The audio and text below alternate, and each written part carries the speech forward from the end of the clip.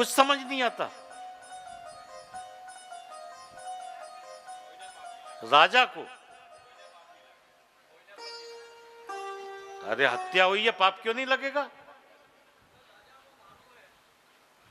राजा को नहीं मालूम है?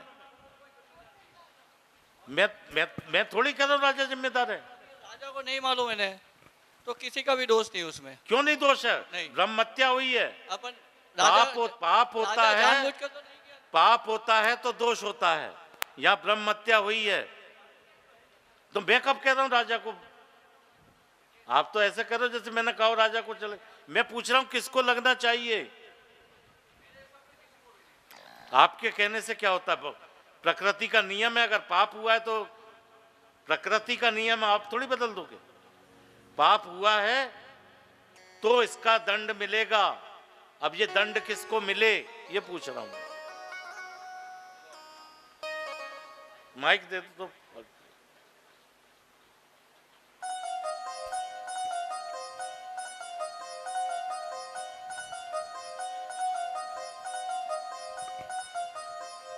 राजा की निंदा करने वाले, निंदा करने अब वाले। ये आप गैस मत लगाओ, आगे अगर जवाब मालूम है तो आगे मत जाओ।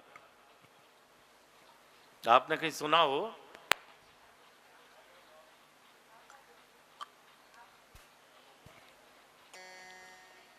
जिनको मालूम है वो ना बताएं। पक्षी को पक्षी का क्या दोष है? वो तो जा रहा अपना शिकार लेके। चलिए मैं आपका समय नहीं लूंगा ज्यादा। यह समस्या है कि ये पाप किसको लगे। देवताओं में मंथन हुआ, किसी की समझ में कुछ नहीं आ रहा, सब परेशान हैं। यहां कुछ व्यापारी वर्ग के लोग बैठे होंगे। हम अपने व्यापार में भी एक अकाउंट बनाते हैं, सस्पेंस अकाउंट। जो कहीं समझ नहीं आता ना, उसकी एंट्री सस्पेंस में डाल देते हैं कि जब आ जाएगा समझ में तो उसको वापस कर लेंगे। तो आज इस पाप को भी सस्पेंस अकाउंट में डाल दिया गया। देवताओं की भी समझ में नहीं आई। अब ये राजा के हाथ से ब्रह्म हत्या हुई। राजा ब्राह्मणों से बहुत प्रेम करता था, तो ये तो क्षिप्त विक्षिप्त हो गया, कमजोर होने लगा, मरणासन स्थिति में आ गया। बाहर बाहर से बड़े बड़े ब्राह्मणों को बुलाए जाने लगा। जिन ब्राह्मणों की सेवा की थी उनको पता लगा, वो दौड़ के आने लगे। आज इस राजा की नगरी में 3-4 ब्राह्मण आए, नए थे, राजा के बारे में सुना, बोले कुछ जप पाठ करेंगे। तो ये ब्राह्मण, रास्ता मालूम नहीं था, एक महिला खड़ी थी, उससे उन्होंने राजा का पता पूछा। तो ये महिला कहती है, ब्राह्मण हो? बोले जी। राजा के यहां जा रहे हो? जी। बोले थोड़ा संभल के खाना, वहां से कुछ लोग वापस नहीं आते। जैसे ही इस महिला ने ये कहा, देवताओं ने कहा शिकार मिल गया, तुरंत वो दोष इस निंदा करने वाली महिला को दे दिया। महाराज, आगे से किसी की निंदा करने से पहले ये सोच लेना, आज भी बहुत से ये पाप सस्पेंस अकाउंट में पड़े हैं, आपके खाते में ना आ जाएं। निंदा से डरो, निंदा से बचो।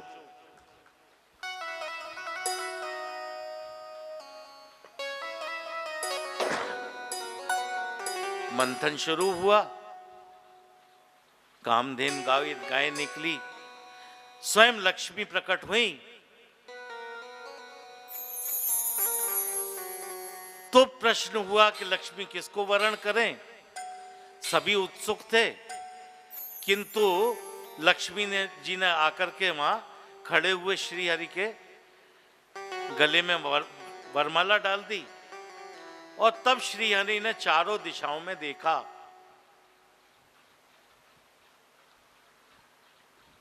जब लक्ष्मी ने वरण किया तो भगवान ने चारों दिशाओं में देखा। जब लक्ष्मी आपका वरण करे तो चार दिशाओं में देखो, धर्म है, दया है, शौच है और दान है। जब लक्ष्मी प्राप्त हो ना,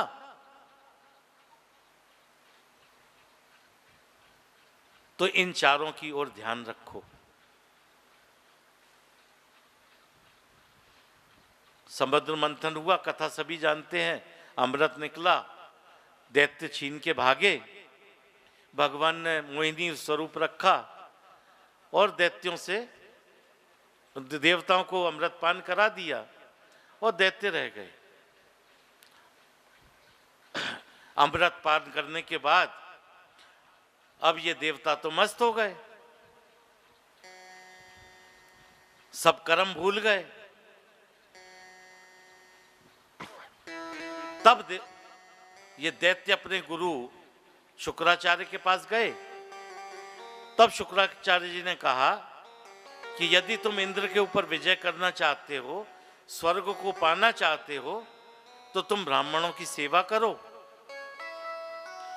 और जब ब्राह्मणों की सेवा करोगे और ब्राह्मण प्रसन्न होंगे, तो उनके आशीर्वाद से तुम देवताओं पर भी विजय प्राप्त कर सकते हो। दैत्यों का राजा बलि शक्तिशाली था। सारे दैत्य ब्राह्मणों की सेवा करने लगे और जब ये दैत्य प्रसन्न हुए तो इन्होंने बलि को एक रथ बना करके दिया, जो बहुत तेजस्वी रथ था, और कहा कि अगर इस रथ के सहारे तुमने देवताओं पर भी आक्रमण किया तो विजय तुम्हारी होगी। आज ये दैत्यों ने स्वर्ग के ऊपर चढ़ाई की, आक्रमण किया, सारे देवता भाग गए, इधर उधर छुप गए। दैत्यों ने स्वर्ग पे आधिपत्य कर लिया। और तभी ये देवताओं की मां दिति, जो देवताओं की मां बड़ी दुखी थी, तो एक दिन उनके पति कश्यप मुनि ने पूछा, देवी तुम दुखी क्यों हो? तो अदिति कहती हैं, महाराज जिसके पुत्र कष्ट में हो वो माता सुखी कैसे हो सकती है?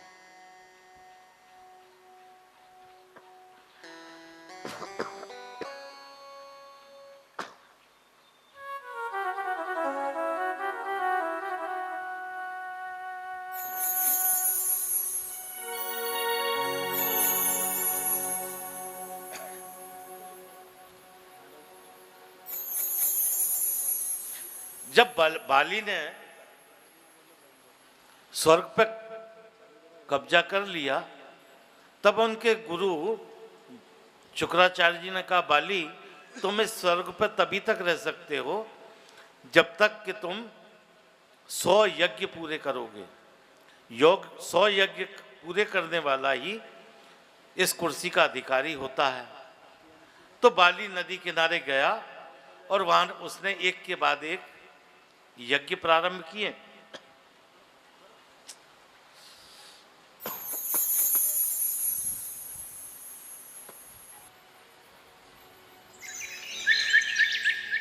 इधर जब कश्यप जी से दिति ने कहा, जब दुखी थी, तो कश्यप ऋषि ने कहा कि देवी तुम एक व्रत करो जिसका नाम पयो व्रत है। ये जो व्रत है ना, ये फागुन मास में शुक्ल पक्ष में किया जाता है और 12 दिन तक केवल दूध का सेवन किया जाता है। इसको पयो व्रत कहते हैं। जिन माताओं को अच्छी संतति की प्राप्ति करनी हो, उनको ये पयो व्रत करना चाहिए। कश्यप ऋषि के कहे अनुसार आज माता का मनोरथ पूर्ण हुआ और उन्होंने एक बहुत सुंदर बालक को जन्म दिया। और ये बालक कोई और नहीं, भगवान स्वयं अदिति के गर्भ में आए। कालांतर में भाद्र पक्ष की द्वादशी के दिन अभिजित मुहूर्त दोपहर 12 बजे माता अदिति के गर्भ से वामन भगवान का प्रकाट्य हुआ। बोली वामन भगवान की जय।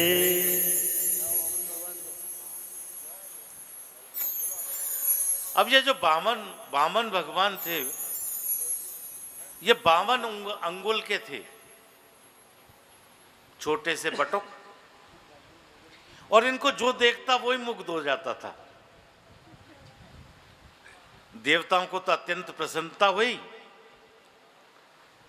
कि चलो भगवान ऋषि कुल में भगवान का ब्राह्मण वंश में अवतार हुआ है।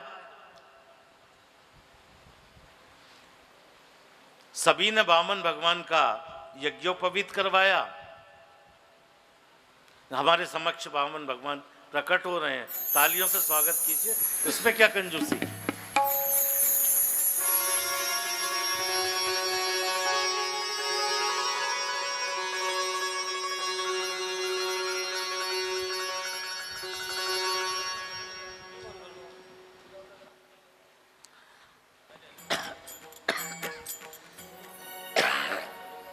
बोलिए वामन भगवान की जय।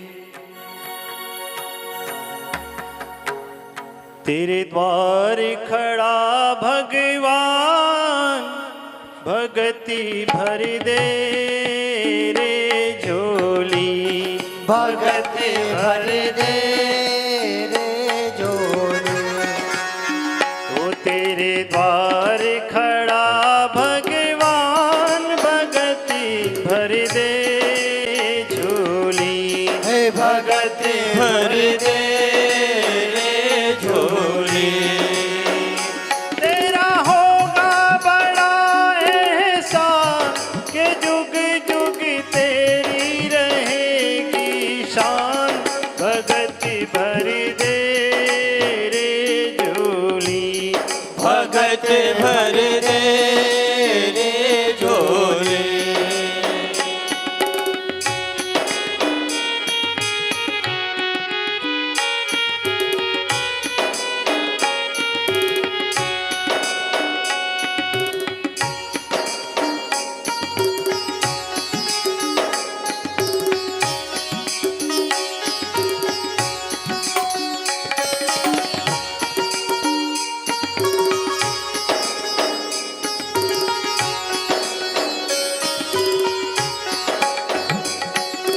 डोल उठी है सारी धरती देख रे, डोला गगन है सारा।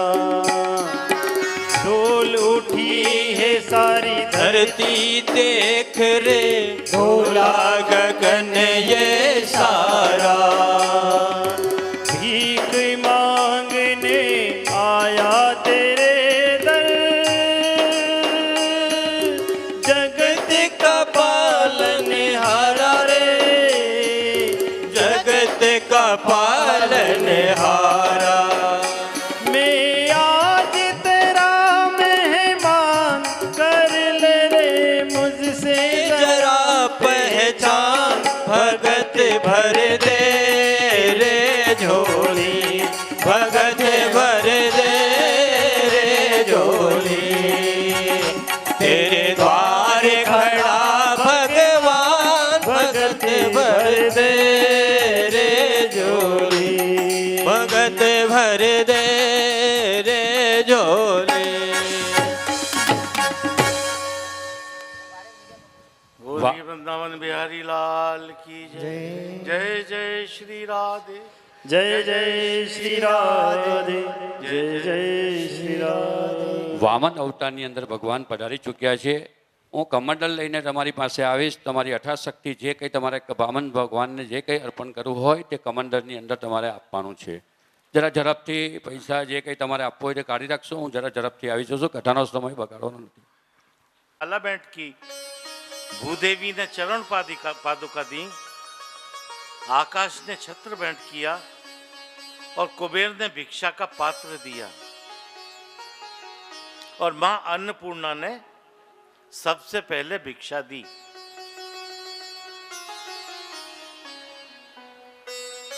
भिक्षा में जो भी मिला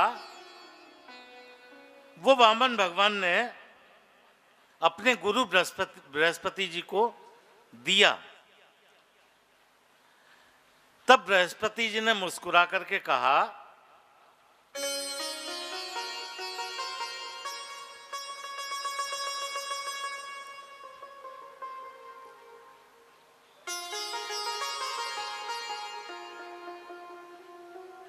अरे उधर भिक्षा इधर शिक्षा है. तब बृहस्पति जी ने मुस्कुरा करके कहा कि हमें तो भिक्षा में त्रिलोक्य चाहिए. भगवान ने कहा कि महाराज ये जो त्रिलोक्य है इसकी संपत्ति मुझे देगा कौन? गुरुदेव बोले, आप राजा बलि के पास जाइए, इसी समय वो इस त्रैलोक्य का राजा है. नर्मदा नदी के तट पर ये यज्ञ कर रहा है. गुरुदेव की आज्ञा पाकर के आज वामन भगवान नर्मदा के तट की ओर गए.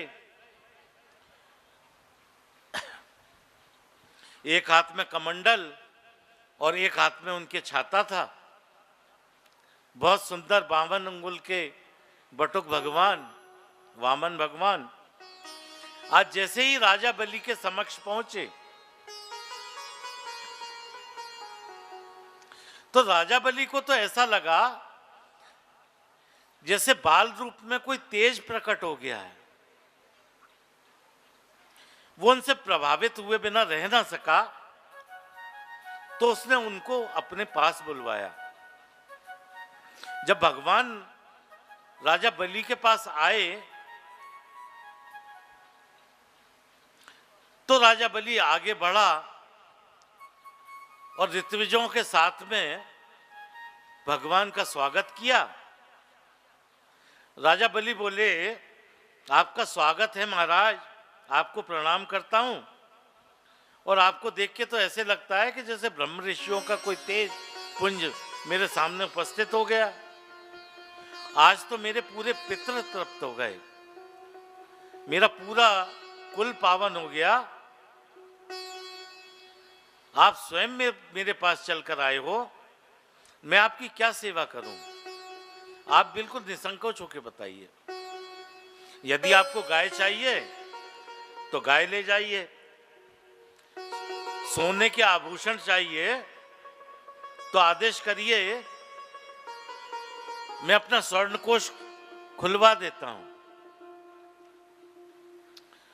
और यदि आप विवाह करना चाहते हो तो मैं आपके लिए एक बौनी सी ब्राह्मणी ढूंढ देता हूं. आपकी जो भी इच्छा है बिल्कुल निसंकोच होकर कहिए. वामन भगवान पहले तो मुस्कुराए और फिर उन्होंने बलि की प्रशंसा के पुल बांध दिए. भगवान बोले, महाराज आपके बारे में हमने जैसा सुना आप तो उससे भी बड़े दानी हो. आपके तो वचन भी आपके कुल के अनुरूप हैं और आपका तो कुल ही कितना महान है. प्रहलाद जी आपके पड़बाबा थे, आपके पूर्वजों में हिरणाक्ष और हिरण्यकश्यप हुए. उनका जो बल और पराक्रम था उसको कौन नहीं जानता. और उनके बेटे प्रहलाद ने तो चमत्कार ही कर दिया था. खंबे में से ही नारायण को प्रकट कर दिया। और प्रहलाद जी के पुत्र विरोचन, उनका तो क्या कहना, वो भी परम दानी थे, सब कुछ लुटा दिया, कोई कसर ही नहीं छोड़ी उन्होंने। बलि बोला महाराज ये तो सब आप ब्राह्मणों का आशीर्वाद है। भगवान बोले आप जैसा उदार मैंने अभी तक नहीं देखा, किंतु मैं बहुत संतोषी ब्राह्मण हूं, मुझे कुछ नहीं चाहिए, किंतु यदि आप जिद ही कर रहे हो तो मुझे केवल 3 पग भूमि का दान कर दो। मैं अपने इन छोटे छोटे पदों से नापकर 3 पद भूमि ले लूंगा और मैं तो उसी में संतुष्ट हूं। राजा बलि बोला महाराज आपके तेज को तो देखकर ऐसा लगता था आप बहुत ज्ञानी हो, पर आप तो अज्ञानियों जैसी बात कर रहे हो। भला 3 पग भूमि भी मांगने की कोई चीज है? आप मुझसे कहो मैं 300 गांव दान में दे दूं आपको। भगवान बोले बलि हमको केवल 3 पद भूमि चाहिए, देनी हो तो दे, नहीं अपने राम चले। बलि बोला महाराज आप रुष्ट होके जाओगे तो मुझे अच्छा नहीं लगेगा, आपकी जैसी इच्छा वैसा मैं कर देता हूं, आपको 3 पद भूमि दान कर देता हूं। तब भगवान बोले कि बलि अब तुम संकल्प लो, तुमने दान का वचन किया है, तुम संकल्प लो। राजा बलि जैसे ही संकल्प करने के लिए जल उठाने लगे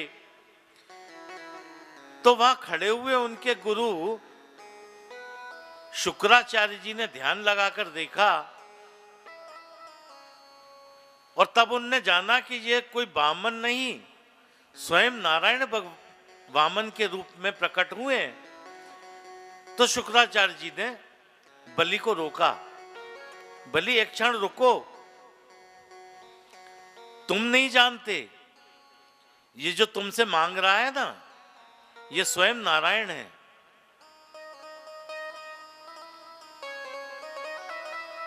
राजा बलि बोला गुरुदेव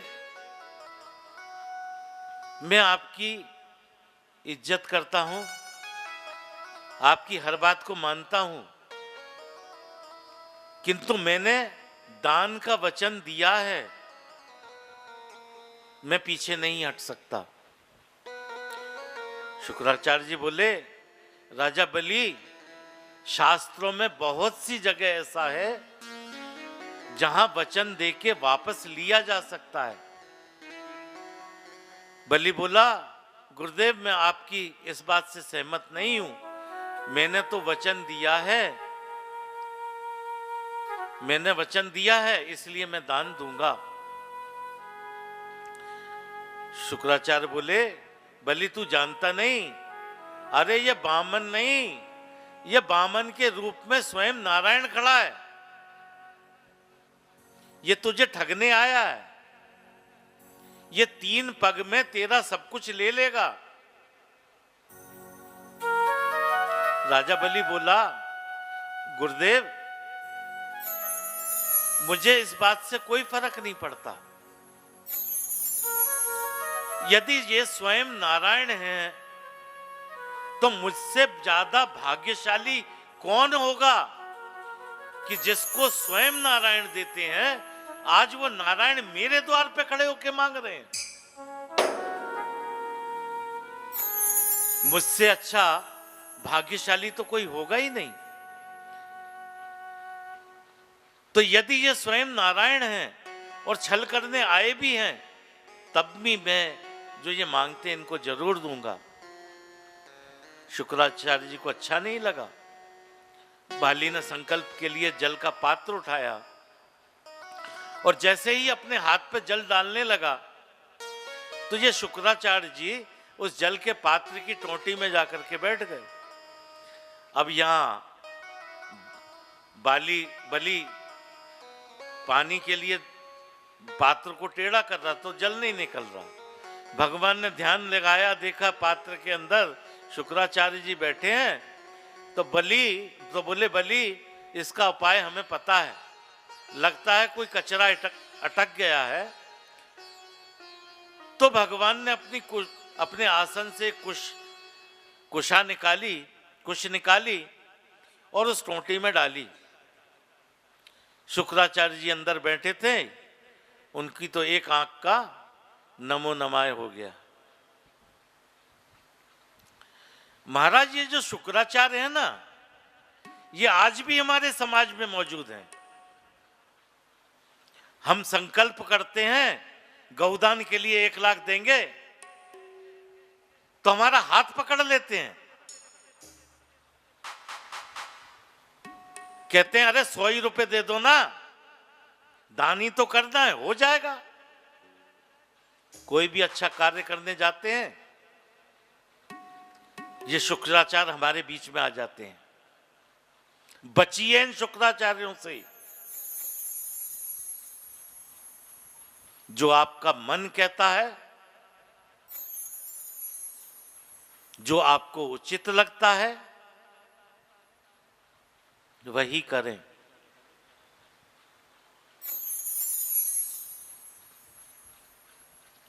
आज बलि ने संकल्प लिया, इधर वामन भगवान ने अपने चरणों को बढ़ाना शुरू किया। एक ही चरण में ऊपर के सारे तल नाप दिए। कलम ने बताए थे ना 7 तल होते हैं। एक ही चरण में 7 पर अपना चरण रख दिया, दूसरे चरण में नीचे के 7 तलों पे रख दिया। उसके बाद बोले कि बलि, तेरा तो सब कुछ चला गया, अब बता ये मैं तीसरा पैर कहां रखूं। बलि तो सक पकाया।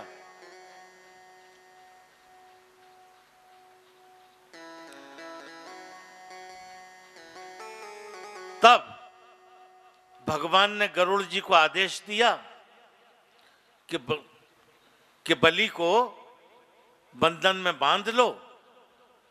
गरुड़ जी ने आज राजा बलि को पाश में बांध करके पटक दिया। तब भगवान ने कहा, बलि जल्दी बता, ये मैं अपना तीसरा चरण कहां रखूं।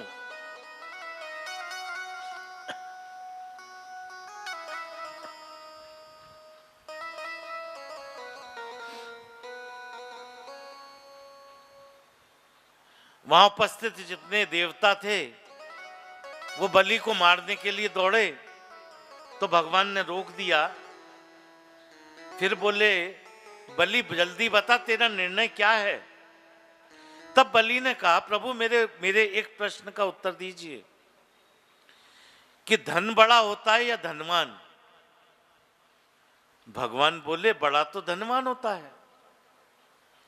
तो बलि ने कहा, भगवान आपने 2 चरणों में मेरा धन धान्य, मेरा पूरा धन ले लिया, किंतु मैं ये धनवान तो अभी शेष हूं। आप तो कृपा करके ये अपना तीसरा चरण मेरे मस्तिष्क पर रख दीजिए।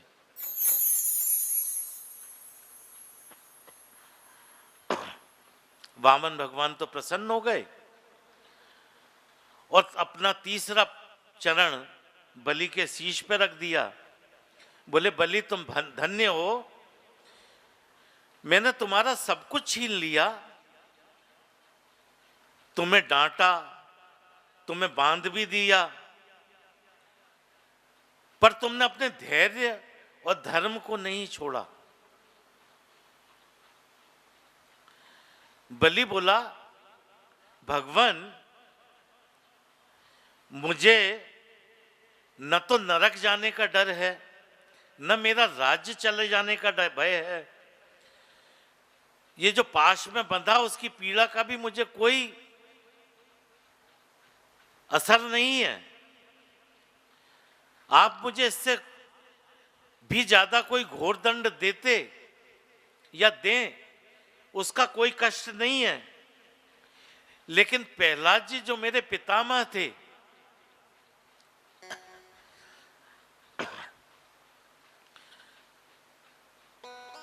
जिन्होंने अपना पूरा जीवन आपके ऊपर निछावर कर दिया, अगर उनकी कीर्ति पे कोई कलंक आता तो मैं सहन नहीं कर पाता। तभी वहां प्रहलाद जी भी प्रकट हुए, ब्रह्मा जी भी आए। ब्रह्मा जी आए तो भगवान से बोले, प्रभु हमें आपकी लीला समझ नहीं आती, आप ही तो देते हो और आप ही ले लेते हो। आपका तो देना भी निराला है और लेना भी बड़ा विचित्र है। कब किसको कहां पहुंचा दो, कब किसको ब्रह्मा बनाकर बिठा दो और कब मच्छर जैसा गया बीता बना दो। आप तो सर्व समर्थ हैं, कुछ पता नहीं लगता। बलि की पत्नी भी स्तुति करने लगी।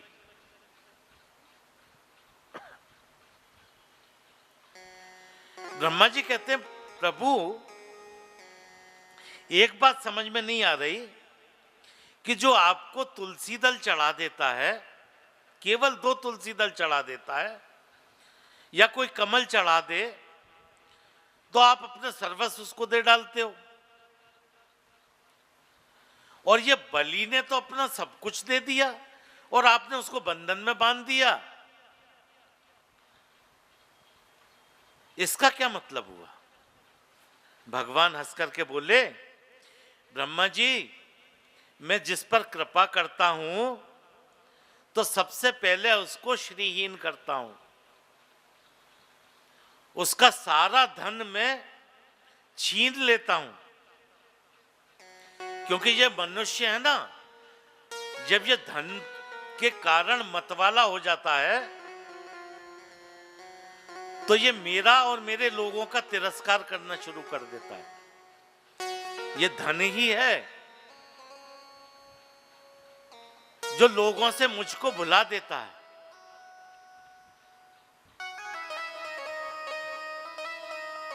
ये जीव अनेकों योनियों में भटकने के बाद से मानव शरीर को प्राप्त करता है, किंतु प्राप्त करने के बाद मुझे ही भूल जाता है। तो मैं उसका सब कुछ छीन लेता हूं और जब उसका सब कुछ चला जाता है तो ये जो मनुष्य है ना, फिर ये संतों की संगत में जाता है और जब अच्छे संतों की संगत में जाता है तो ये संत उसको मेरा मार्ग बता देते हैं। बहुत सुंदर प्रवचन किया। बाली को भगवान ने पाताल लोक का, सुतल का राजा बनाया, स्वयं वहां चौकीदार बन के रहे। महालक्ष्मी ने मुक्त कराया, कथा आप सब लोग जानते हैं।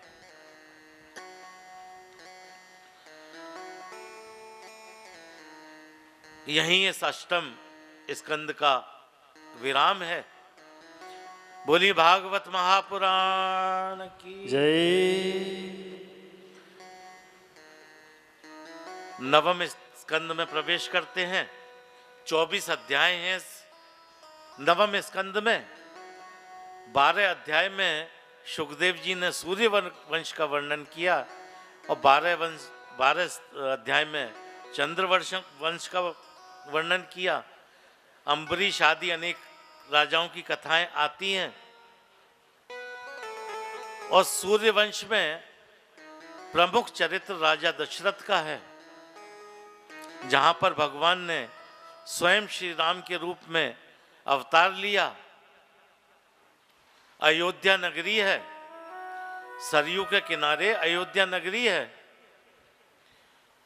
वहां राजा दशरथ हैं, उनकी 3 पत्नियां हैं, कोई संतान नहीं थी, यज्ञ कराया, यज्ञ स्वरूप पुत्रों की प्राप्ति हुई है।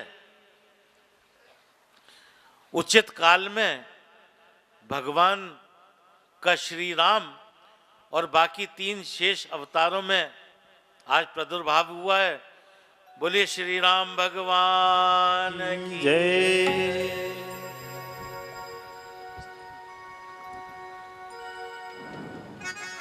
भय प्रगट कृपाला दीन दयाला कौशल्या हितकारी हर्षित महतारी मुनि मनहारी अद्भुत रूप विचारी लोचन अभिरामा तनु घन श्यामा निज आयुध भुजचारी भूषण बनमाला नयन विशाला शोभा सिंधु खरारी कह दुई कर जोरी स्तुति तोरी देवी करो अनंता माया गुण ज्ञाना तेज अमाना वेद पुराण बनंता करुणा सुख सागर सदगुण आगर जय गावे श्रुति संता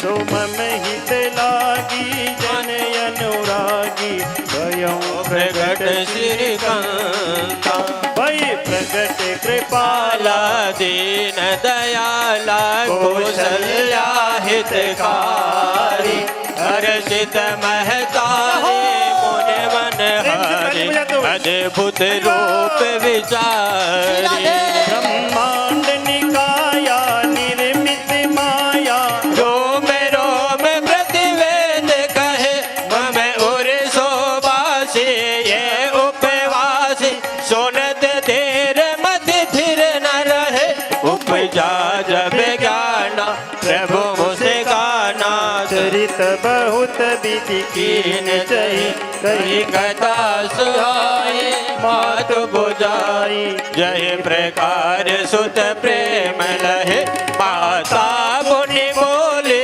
सोमति डोली तरहु तात यह रूप जैसी सुलीला अति प्रिय शीला ये सुख परम अनूपा सुनी बचन सुजाना रोदन ठाना होए बालक सुर भूपा ये चरित जगावे हरि पद पावे तेन परय भव गोपा सुनी बचन सुजाना रोदन ठाना होए बालक सुर भूपा यह चरित जगावई हरि पद पावे तेन परय भव गोपा भय प्रगट कृपाला दीन दयाला कौशल्या हितकारी हर्षित महतारे मुनि मनहारी अद्भुत रूप विचारी अद्भुत रूप विचारी अद्भुत रूप विचारी गौरी वृंदावन विप्रधेनु सुर संत हिते लीन मनुजी अवतार निज इच्छा निर्मित तनु माया गुणी गोपाल माया गुणी गोपाल। बोलिए रामचंद्र भगवान की जय जय श्री राधे, जय जय श्री राधे। राधे जय जय श्री राधे। 9 दिनों की कथा में भी न पूर्ण होने वाला भगवान राम का ये पावन चरित्र 9 मिनट में मैं निभा पाऊं, ऐसी मेरी औकात नहीं है। मानस को प्रणाम करते हुए आगे बढ़ता हूं। रघुवंश के चरित्र के बाद परशुराम जी का चरित्र है, ययाति का चारित्र शुद्धि का चरित्र है, और रंतिदेव के उदाहरण से दान की महिमा बताई गई है। ये दान क्या है? क्या है ये दान?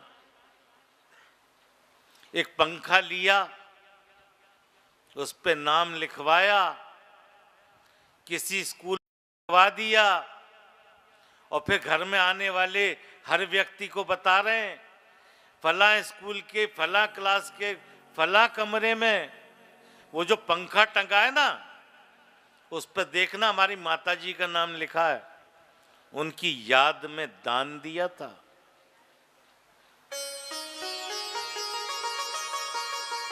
महाराज गौशाला के लिए मांग रहे हो ना, 10 लाख दूंगा, वो जो दरवाजा बनेगा ना उसके ऊपर हमारे पिताजी का नाम लिखवा देना। दान देते हो कि सौदा करते हो?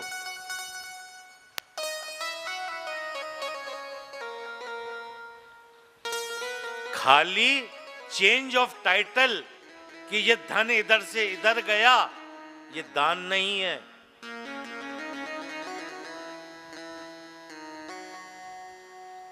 दान की परिभाषा है ममत्व का त्याग।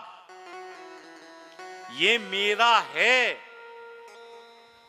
जब तक इसको त्यागोगे नहीं ना, कोई दान नहीं होगा।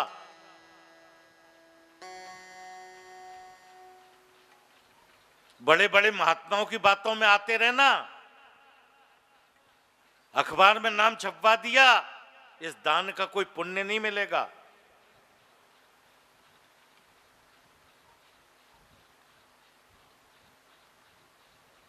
ममत्व का त्याग करो अगर देना चाहते हो तो। फिर जो नाम वाला होता है ये क्या होता है? ये भी आवश्यक है। इसको सहयोग कहते हैं।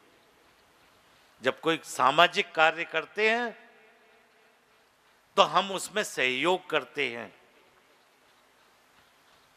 दान नहीं, सहयोग है। इसकी भी समाज को आवश्यकता है।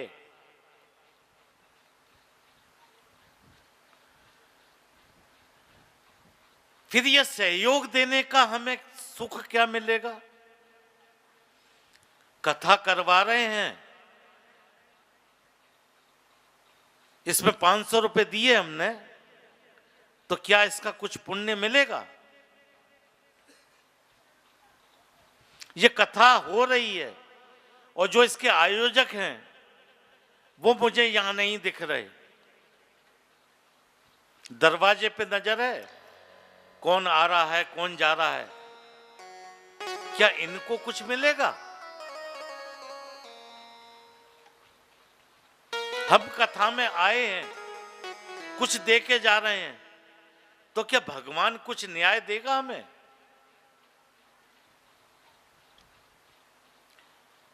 मेरे प्रश्न का उत्तर दीजिए। जब कोई आयोजन होता है तो उससे कितने लोग जुड़ते हैं? झाड़ू लगाने वाला, दरी उठाने वाला, गद्दे बिछाने वाला, बिजली वाला, पंखे वाला, ये जो बैठे हैं ये आपका वो 500 रुपए का नोट इन लोगों में बंटता है। इससे इनका रोजगार चलता है। आप दाता बनते हो, आप नियोजक बनते हो। इस 500 रुपए के नोट को कितने लोगों में बांट सकते हो? 500 व्यक्ति जुड़ते हैं किसी आयोजन में, 1-1 रुपया मिलता है। क्या 1-1 रुपया आप किसी को दान कर सकते हो? आपको शर्म आने लगेगी।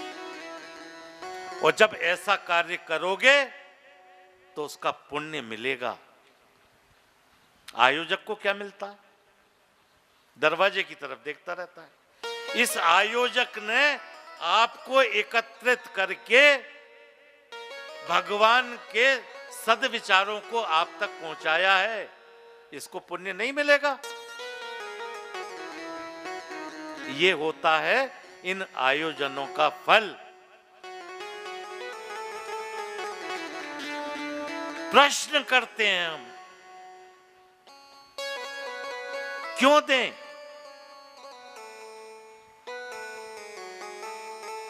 कोशिश करो यथासंभव। जो हमसे अधिक है, जो हमारी आवश्यकता से ज्यादा है, और केवल धन नहीं, वस्त्र हैं, पुरानी पुस्तकें हैं जो आज हमारे काम की नहीं है, किसी के काम आ सकती हैं, सहयोग कीजिए, फल मिलेगा।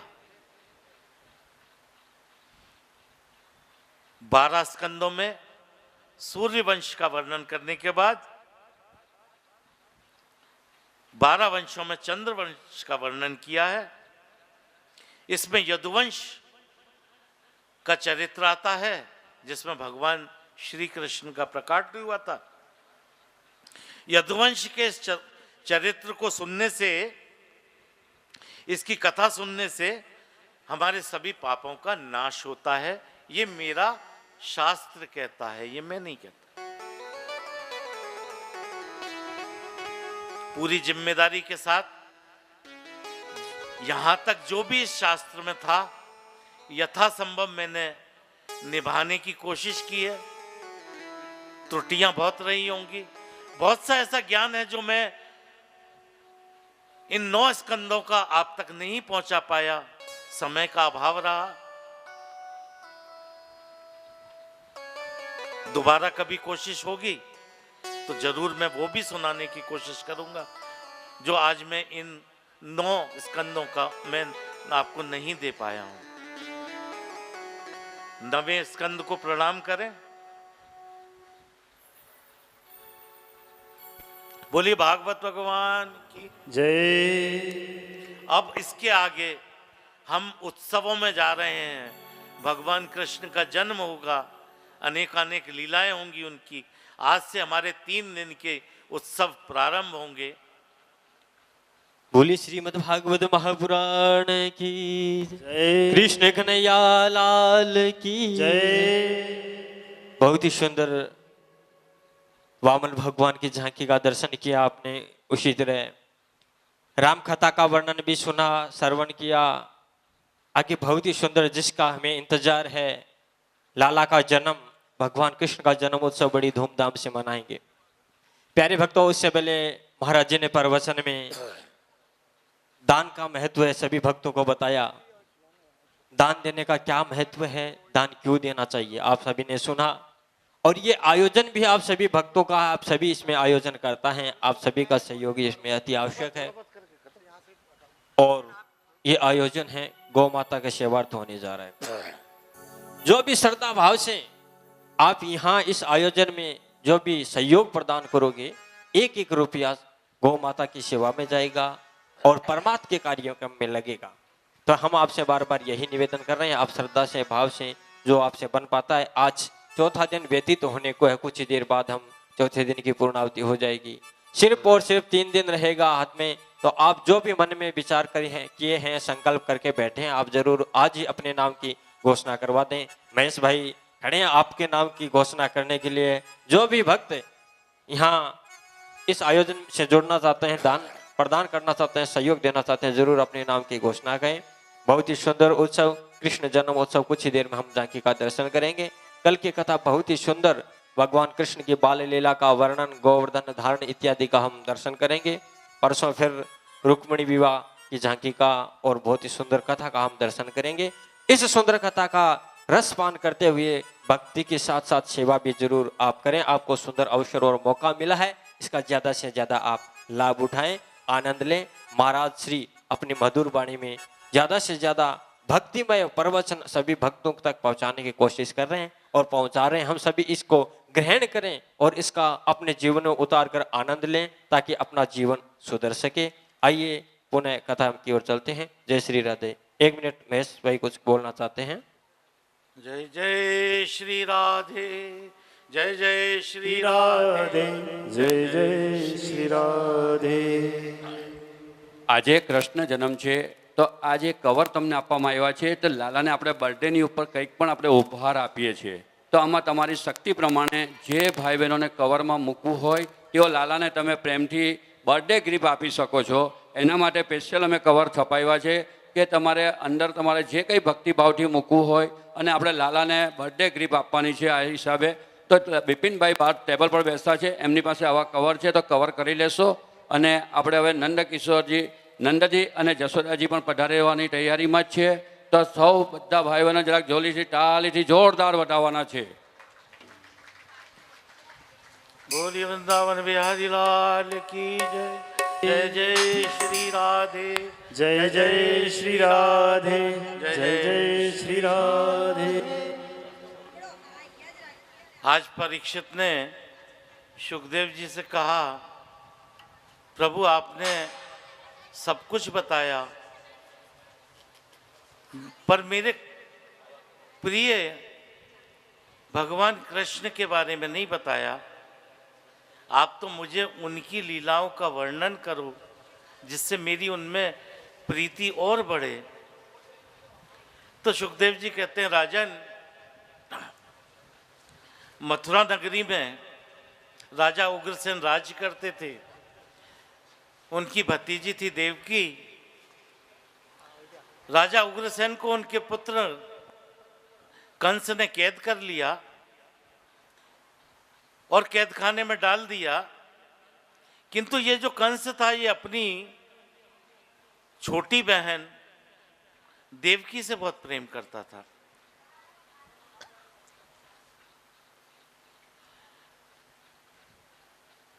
आज देवकी का विवाह वसुदेव जी से हुआ तो ये जो कंस है ना भाई, इतना प्रेम करता था कि जब उसकी विदाई हुई, विदाई का समय आया तो बोला कि इस बहन की विदाई का रथ मैं स्वयं चलाऊंगा. महाराज, आज के समय में भी कितने ऐसे भाई हैं जो अपनी बहन की डोली लेकर गए हैं. बहुत से बहुत अपने ड्राइवर को भेज दिया होगा. कितने छोड़ने जाते हैं. सोचिए कितना प्रेम करता होगा ये भाई. आज कंस देवकी और वसुदेव जी को लेके चला, सैकड़ों रथ आगे पीछे हैं, किंतु इस रथ को आज स्वयं कंस हाँक रहा है.